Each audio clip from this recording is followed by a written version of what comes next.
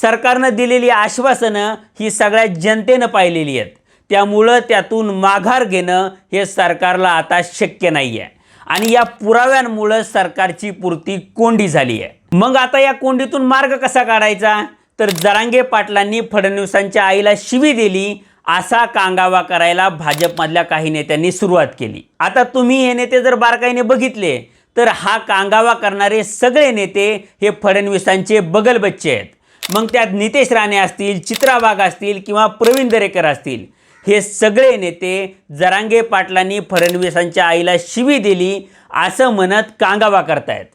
पण आपण नीटपणे बघितलं तर जरांगे पाटलांनी फडणवीसांच्या आईला शिवी दिलेली नाहीये, कारण आमच्या मराठवाड्यात बोलण्याच्या ओघात प्रत्येक वाक्यामध्ये आईला किंवा मायला हे शब्द ठरलेले असतात। त्यात कुणाला तरी शिवी द्यावी किंवा कोणाच्या तरी आईच्या भावना दुखाव्यात असा कोणाचाही हेतू नसतो।